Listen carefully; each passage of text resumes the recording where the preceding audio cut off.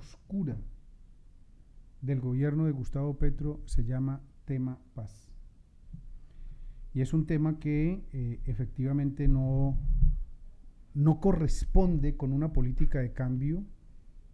En algún momento señalaba que la política que ha planteado Oti Patiño en materia de paz no tiene nada que envidiarle a la política que se ha aplicado en los gobiernos, cojamos de Uribe para acá.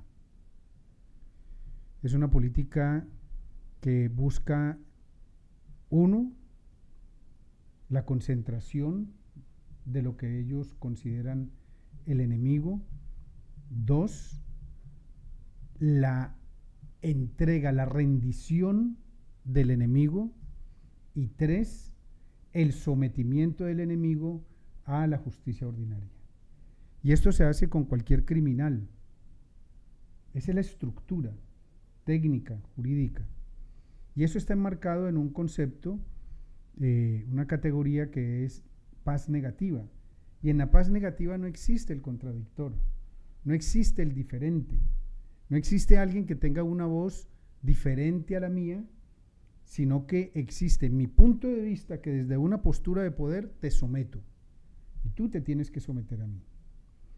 Entonces, este tipo de políticas de paz pues ha llevado al fracaso a 22 procesos de paz en Colombia, desde la negociación de las guerrillas liberales que se inician a comienzo del siglo XX y hasta las últimas que se desarrollan en la firma de La Habana. Esos son acuerdos fallidos.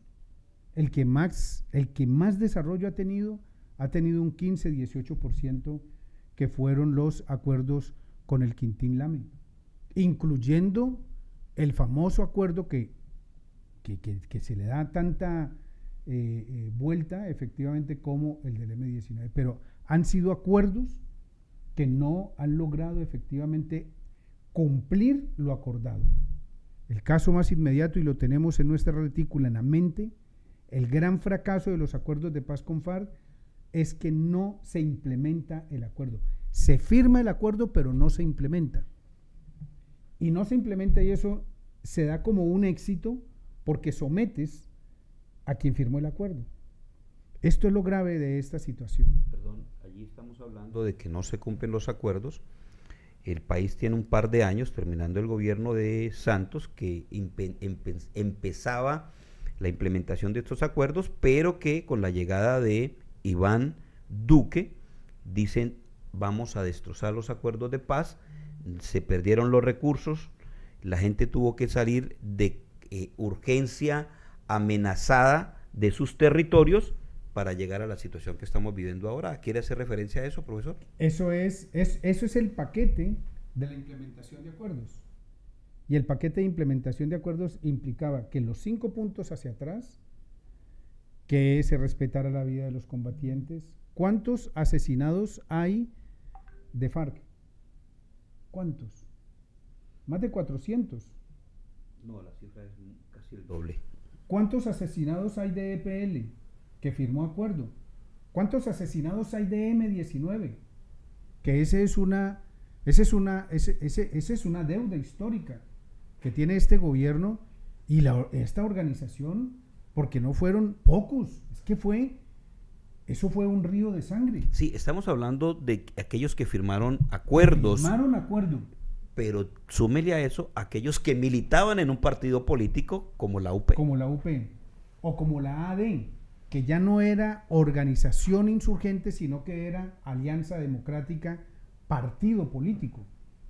Pero súmale las muertes del Quintín Lame, pero súmale las muertes de Renovación Socialista, pero súmale las muertes del Partido Revolucionario de los Trabajadores, pero súmale la muerte del Partido Socialista Revolucionario, pero súmale la muerte de 9 organizaciones, 9, que firmaron acuerdos y cuyos capítulos dedicados a la implementación del acuerdo no se dieron. ¿Por qué? Porque la lógica es someter al otro, llevarlo a una firma, para que después de que haya firmado desde Guadalupe Salcedo, ¿a los cuántos días matan a Guadalupe Salcedo después de haber asesinado? Esto lo enseñan en las universidades, ¿no es cierto? Sí, ¿no? 15 días. 15 días. Lo sacan de las selvas de los llanos, lo llevan a Bogotá y lo asesinan. ¿Cuántos militantes de esa cochada de guerrilla liberal no asesinaron? Es decir, la política que se ha implementado acá de negociación es: te concentras, entregas armas y te sometes a una justicia que apela a la muerte, a los crímenes de Estado o a la justicia legal, ordinaria, en fin. Esa estructura se ha mantenido, y esa estructura de no cumplimiento, como el caso de Iván Duque, que violando toda normatividad estatal, porque no es un acuerdo de un gobierno, el acuerdo entre FARC y el Estado colombiano no fue el acuerdo entre FARC y Juan Manuel Santos, es acuerdo de Estado. Y como acuerdo de Estado, los gobiernos tienen que cumplirlo. Por eso Gustavo Petro pide perdón a nombre del Estado, porque el Estado adquiere una responsabilidad. Esto es muy grave. El Estado es un acuerdo, pero gobiernos y partidos políticos intentan acabar, especialmente ¿con qué?